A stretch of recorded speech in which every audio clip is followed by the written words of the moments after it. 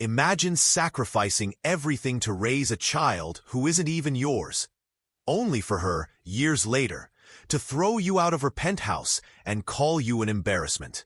That's exactly what happened to Daniel Brooks. But what Amanda doesn't know is that the man she just disowned is secretly worth millions and about to turn her world upside down. Picture this: a beautiful Manhattan penthouse, floor-to-ceiling windows overlooking the city, expensive furniture, the kind of place most people only see in magazines. And in the middle of this luxury, standing by the door with a single suitcase in his hands, is a 62-year-old man named Daniel Brooks. He's listening to words that would break any father's heart. "Get out of here now. You're not my real father. You were just a favor my parents did out of pity." The woman screaming these words? Her name is Amanda, 28 years old, blonde hair perfectly styled, designer clothes, a successful attorney at one of Manhattan's top law firms. And Daniel?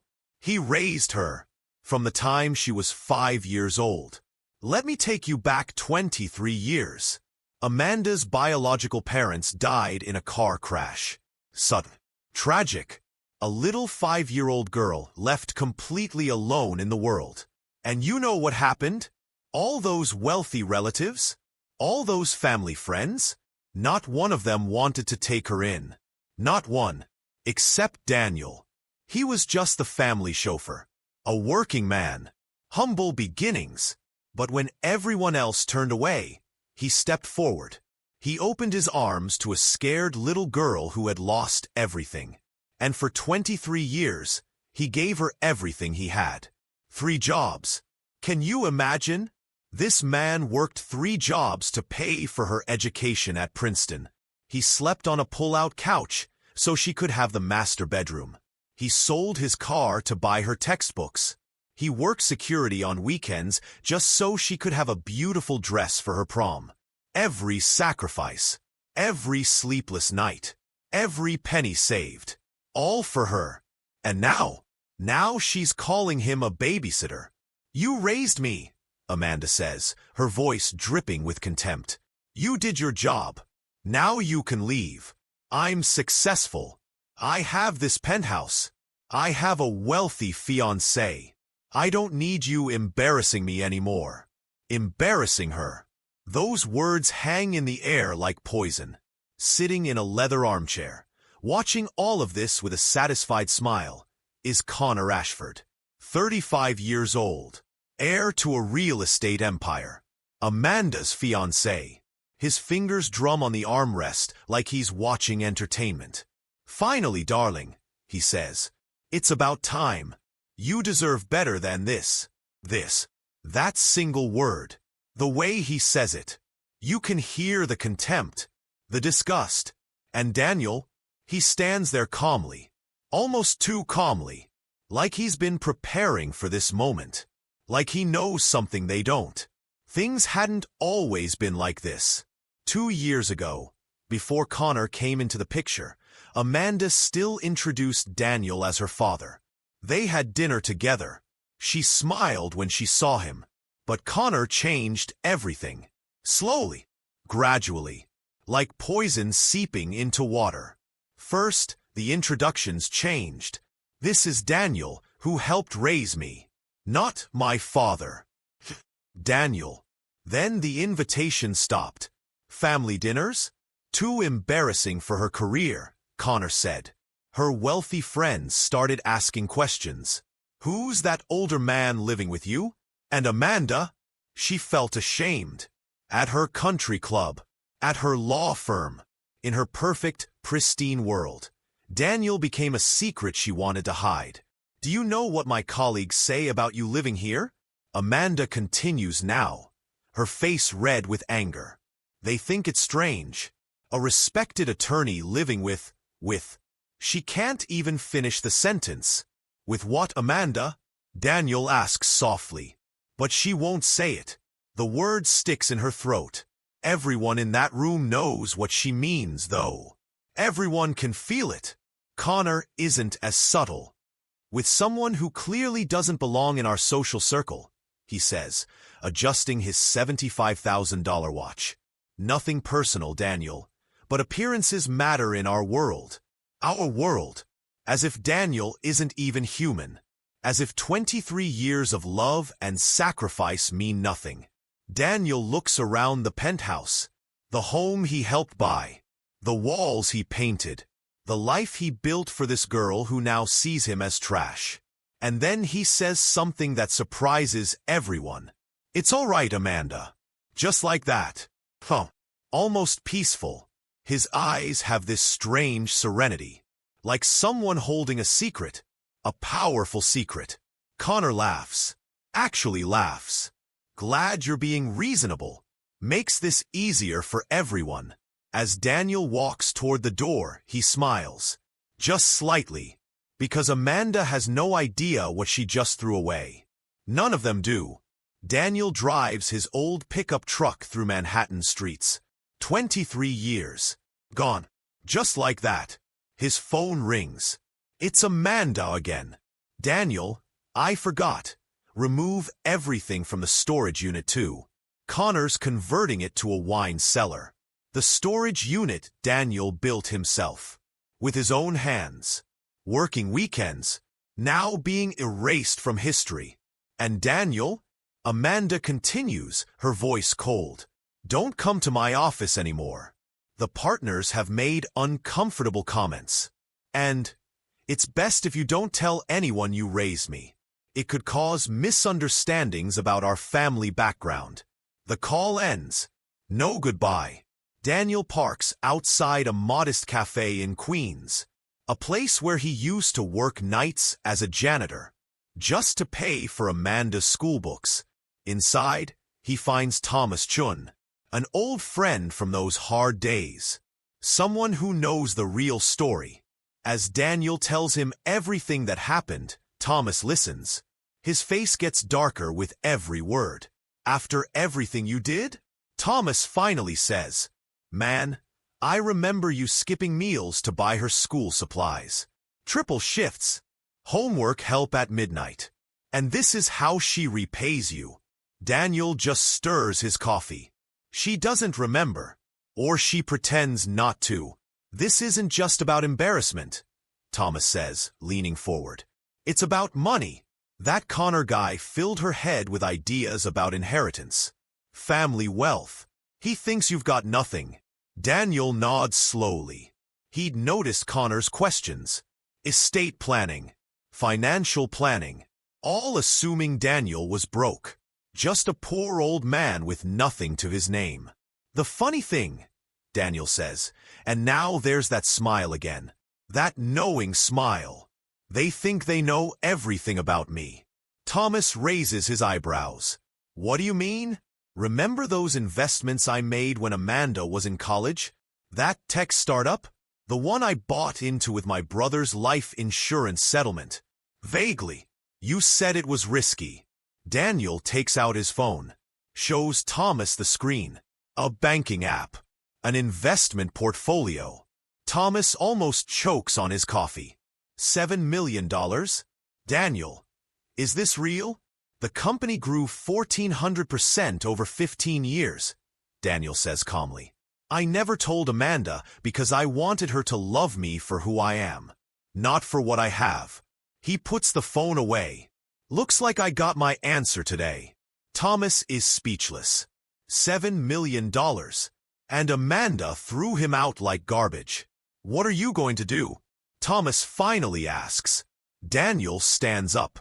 That smile is still there. But it's not a happy smile. It's the smile of someone who just realized they're holding all the cards in a game. "First," Daniel says, "I'm going to give them exactly what they want. I'll disappear from Amanda's life. Completely. No drama. No fuss." He adjusts his cap. "Then I'm going to show this city who Daniel Brooks really is." For 23 years, Daniel was just a shadow. The man who raised Amanda. Who worked quietly. Who stayed in the background. But in 1 week, he's going to reemerge as something his daughter could never imagine. Because here's what Amanda and Connor don't understand.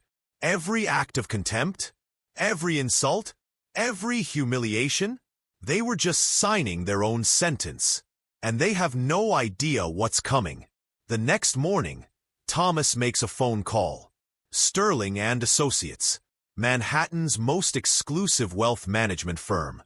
When the receptionist hears a client worth $7 million, her tone changes instantly. From cold to warm in a heartbeat. "One moment, please. I'll transfer you to Mr. Sterling immediately."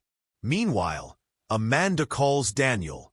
Again, no greeting, just demands. "Daniel, I need you to sign papers. Property transfer documents.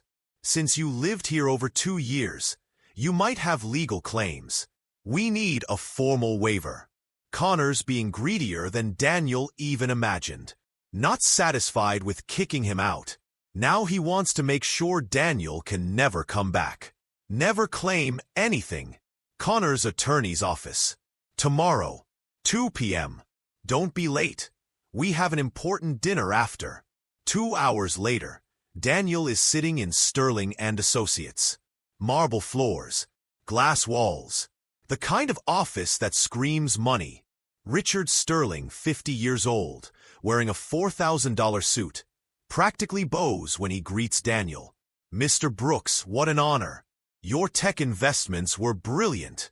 Tech Ventures' growth has been extraordinary." Daniel sits calmly. "I was fortunate to invest early. Now I want to diversify. Real estate, but specifically, properties with positive social impact." He pauses, deliberately.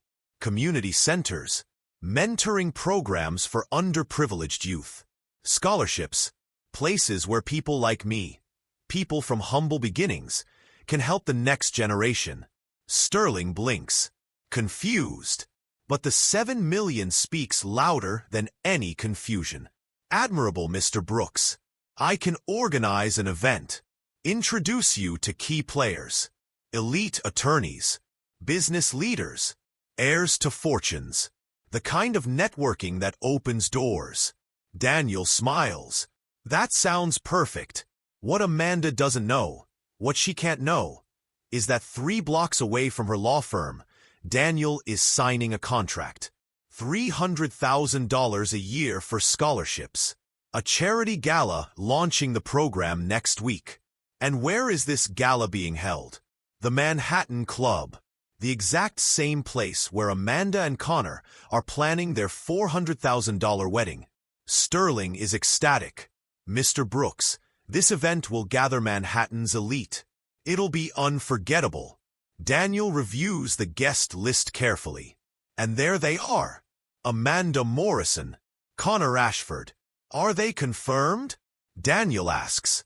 "Yes, sir. Mr. Ashford's father is one of our biggest clients. Miss Morrison works at Henderson and Partners. Very well known on the social circuit." Daniel closes the folder. Calmly. "Perfect. It'll be a truly special evening." For 23 years, he was just Daniel, the man in the shadows, the man people didn't notice. In 1 week, everything is about to change. The night of the gala arrives. The Manhattan Club is transformed. Golden lights everywhere. Floral arrangements that cost more than most people earn in a year. Luxury cars lined up outside. Photographers. Flashing cameras. Manhattan's elite in all their glory. Amanda and Connor arrive in his red Ferrari. She's wearing a $12,000 designer gown. He's in an impeccable Italian tuxedo. They look like they own the world. "Finally," Amanda says, adjusting her pearl necklace. "An event worthy of us. No inappropriate people to ruin the evening." They walk into the grand ballroom, greeting people, posing for photos. Amanda is glowing. This is her world, her people, where she belongs. Sarah, her colleague from the law firm, mentions something. Apparently, there's a mysterious investor hosting tonight. Some millionaire philanthropist. Major community donations. Who is it? Amanda asks. Someone named Daniel Brooks. But he hasn't shown up yet. Very discreet, apparently. Prefers working behind the scenes. Amanda frowns. Daniel Brooks. The name sounds familiar. But in the excitement, in the champagne and conversation, she can't quite place it. 8 p.m. sharp. Richard Sterling takes the stage. Beaming. Confident. Ladies and gentlemen, it's my pleasure to introduce the man who made this evening possible. A visionary investing $3 million in scholarships for underprivileged youth. Funding 3 community centers across New York. A man proving that true wealth lies in lifting others up. Applause fills the ballroom. Amanda claps mechanically. More interested in networking than charity. Please welcome Daniel Brooks. Amanda's hands stop moving. The blood drains from her face. Daniel walks onto the stage. Confident. Elegant. A perfectly tailored tuxedo. His entire bearing is different. More powerful. More commanding. When the spotlight hits him fully, silence falls over the room. "Good evening," Daniel says. His voice echoes clearly, strongly. "Thank you for supporting a cause dear to my heart. Ensuring talented young people have equal opportunities, regardless of their background." Amanda feels her legs go weak. Connor stares at her, confused by her sudden paleness. "You're probably wondering why I chose education specifically," Daniel continues. His eyes scan the crowd, until they find Amanda. The answer is simple. Days ago, I discovered in the most painful way that raising someone with love doesn't guarantee they'll repay you with respect. Murmurs ripple through the room. Photographers start capturing the tension. Everyone can feel it. I spent 23 years raising a young woman as my own daughter. 3 jobs. Sold my possessions. Sacrificed everything to give her the best education possible. He pauses. The silence is deafening. A week ago, I was expelled from my home because my presence was inappropriate for her social circle. Amanda tries to slip away, but every eye is on her now. Curious, understanding, judging. Connor whispers furiously. "Is that him? You're Daniel? But you know what hurt most?" Daniel continues, looking directly at Amanda. "Not being called inappropriate. It was realizing I raised someone who measures people's worth by their bank account size." Complete silence now. Sterling approaches the microphone nervously. "Mr. Brooks, perhaps we should focus on the charity." "Of course, Richard. The charity." Daniel pulls a folder from his jacket. "These $300,000 annual scholarships will ensure talented youth aren't judged by appearance or background. Something that, unfortunately, some people never learn to value." Amanda feels every eye burning into her. Some curious, some understanding, all judging. Connor tries to approach, always calculating. "Daniel, what a wonderful surprise." Amanda was just saying. "Please, Mr. Ashford," Daniel interrupts politely but firmly. "No need to pretend. Last week you said I wasn't part of your social circle. You were right. I'm not part of circles that measure worth by skin color or bank account size." The murmurs grow louder. People taking photos. By morning, all of Manhattan will know. "But here's the funny part," Daniel says, and now there's almost a laugh in his voice. "All these years while Amanda was ashamed to call me her father, I was quietly building something she never imagined." He pauses for effect. "The $3 million I'm donating today came from investments I made, saving every penny left after paying for her education." $3 million. Amanda feels the floor disappear. Connor goes pale. The fortune they thought didn't exist. The inheritance they assumed was nothing. "So yes," Daniel concludes, "I'm leaving your social circle. I'm joining a much better one. People who use prosperity to lift others up, not to humiliate them. The applause is thunderous. People rise to their feet, cheering, celebrating Daniel while Amanda stands frozen, humiliated, cameras capturing every second of her shame. She's lost millions of dollars. But worse, she's lost her reputation, her standing, everything she thought mattered. 3 months later, Daniel sits in his new office, 30th floor, downtown Manhattan. The sign on the door reads, Brooks Foundation, transforming lives through education.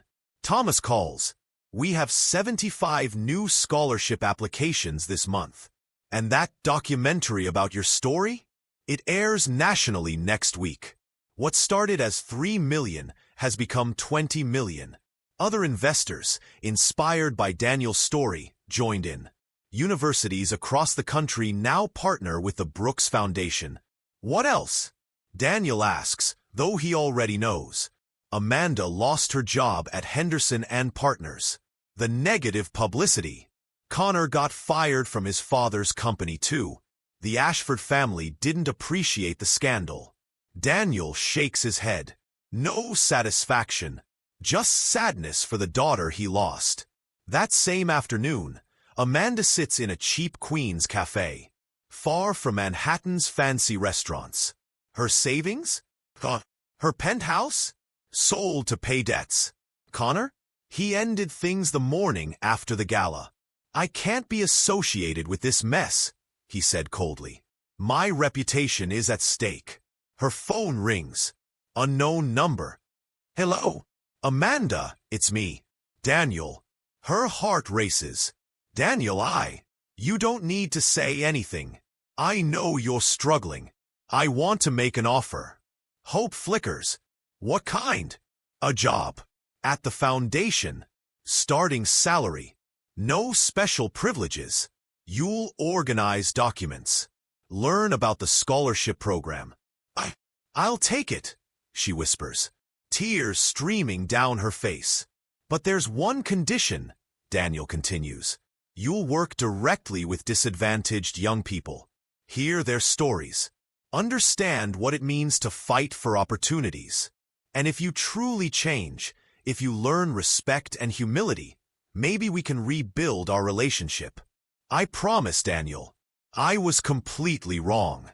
Don't promise me, Amanda. Prove it. 6 months later, Amanda is in the foundation's office, helping a 17-year-old boy from the Bronx, filling out an engineering scholarship application. The boy reminds her of Daniel. Patient, dedicated, hopeful. Thank you, Ms. Amanda. This opportunity means everything, the young man says. Looking at his smile, Amanda finally understands. Daniel didn't destroy her life. He gave her the chance to rebuild it, based on true values. Daniel watches from the doorway. 6 months, modest salary, simple apartment. And for the first time in years, Amanda seems genuinely happy, helping others. She's changing, Thomas comments. She's learning what I tried teaching her all along, Daniel says. That a person's value isn't in their bank account. It's in how they lift others up. That night, Amanda calls. Dad, she says, the word she hasn't used in years. I wanted to thank you for not giving up on me, even when I don't deserve it. Daniel smiles, warmth flooding his heart. Sometimes people must lose everything to discover what truly matters, daughter. 2 years later, Harvard University. Daniel stands on stage. 500 students listening, hanging on every word. I learned the best revenge isn't destroying those who hurt us, he says. It's building something so powerful and positive that it transforms not only our lives, but everyone around us. In the front row, Amanda watches. Proudly, she's now a social work graduate, working for her father's foundation, helping young people overcome barriers. She found her true calling. Daniel concludes, when someone rejects you because of prejudice, don't let it diminish you. Use that pain as fuel. Prove that a person's worth can never be measured by skin color or address. Because those who judge by wrong values always discover too late they miss the opportunity to know someone truly special. The applause is deafening. But Daniel knows the real victory isn't this moment. It's not the glory or the recognition. It's Amanda finding her way back to herself. It's thousands of young people now having opportunities they never would have had. It's proof that pain can become purpose. That rejection can become redemption. Daniel Brooks was rejected by his own daughter. But he discovered his true family. All the lives he could touch. All the young people he could help. He learned the best revenge isn't making others suffer. It's achieving a level of success and purpose your enemies could never imagine. Turning every act of contempt into fuel. To light the way for those who truly deserve your energy and love. Because in the end, true wealth isn't measured in dollars. It's measured in the lives you change. The people you lift up. The hope you give to those who need it most. That's the price of gratitude. And that's the power of redemption.